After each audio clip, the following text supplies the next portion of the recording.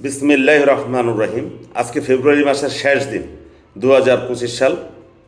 আজকের আলোচনার বিষয়টা হলো বেগম খালেদা জিয়াকে নিয়ে। বেগম খালেদা জিয়ার সম্পর্কে বলতে হয় যে তিনি ভদ্রতার সকল সীমাকে অতিক্রম করেছেন, এটাই হলো শিরোনাম। এখন অনেকে আমার সাথে দ্বিমত করতে পারেন, একমত পোষণ করতে পারেন, কেউ আধা পোষণ, কেউ একের পুরো দ্বিমত। কিন্তু বিষয়টা হলো যে গতকালকে তিনি বিএনপির যে প্রতিনিধি সভা, সেই সভাতে তিনি লন্ডন থেকে যে বক্তব্য রেখেছেন বা তার যে বক্তব্য তিনি পাঠ করেছেন, একটি বারও তিনি বিগত আওয়ামী লীগ সরকারের শেখ হাসিনার নামটি তিনি মুখোচ্চারণ করেননি বা তার সম্পর্কে কোনো বিরূপ মন্তব্য তিনি করেননি। যে অপরাধে বেগম খালেদা জিয়াকে মামলায় দেওয়া হয় এবং যে মামলায় বেগম খালেদা জিয়াকে সাজা দেওয়া হয়, এটা কোনো মামলাই ছিল না। যারা আইনজ্ঞ সবারই বক্তব্য ছিল যে একটা সাজানো মামলা, একটা সাজানো সাজা। তিনি কারাগারে ছিলেন। হ্যাঁ, বিগত সরকার কারাগারে, যেহেতু উনি বয়স্ক মানুষ, তার সেবা শুশ্রূষার জন্য, যেহেতু তিনি একজন মহিলা, বেগম খালেদা জিয়ার বাড়ির কাজের মহিলাকে থাকার সুযোগ দিয়েছে। এতটুকু পর্যন্ত বিগত সরকার করেছে। কিন্তু ওই বয়সে যে মানসিক নির্যাতনের শিকার হয়েছিলেন তিনি, এটা একটা বিরল ঘটনা। আমাদের বাংলাদেশের যে আইনগুলো আছে, ফৌজদারি আইন, সেখানে বয়স্ক মানুষ, নারী, শিশু, এদের সম্পর্কে আলাদাই বলা আছে যে এরা সাধারণত এরা সবার আগে জামিন পাবে। বয়স্ক মানুষ, শারীরিক কোনো সমস্যা থাকলে শিশু, এরা জামিন পাবে। কিন্তু বেগম খালেদা জিয়ার প্রতি ওই শ্রদ্ধা বা ওই আইনটুকু দেখানো হয়নি।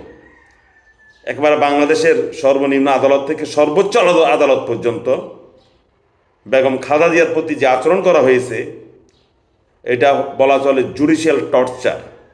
সোজা বাংলা আমরা এগুলো বলতে পারি। এখন এখন এখন তার শেখ হাসিনা নাই, আমরা এই কথাগুলো বলতে পারি। জুডিশিয়াল টর্চার করা হয়েছিল বেগম খালেদা জিয়ার উপরে।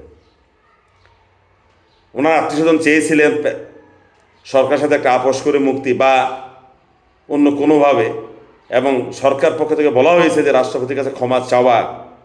কিন্তু বেগম খালেদা জিয়া যে আপোষহীন নেত্রী, তিনি তার আপোষহীনতা তিনি বজায় রেখেছিলেন।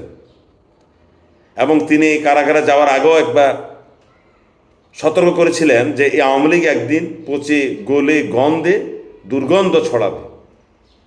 আল্লাহর কি মহিমা, কি লীলা খেলা যে বেগম খালেদা জিয়া জীবিত আছেন এবং তিনি আওয়ামী লীগের সেই দুর্গন্ধ দেখে যেতে পেরেছেন।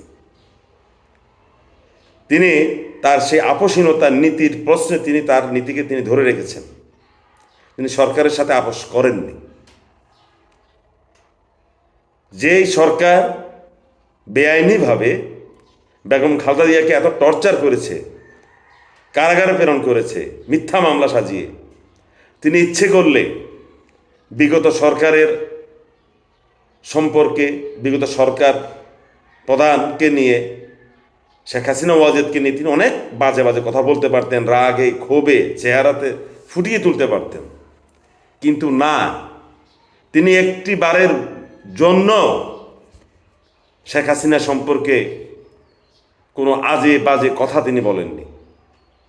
এইখানে হলো বেগম খালেদা জিয়ার কৃতিত্ব।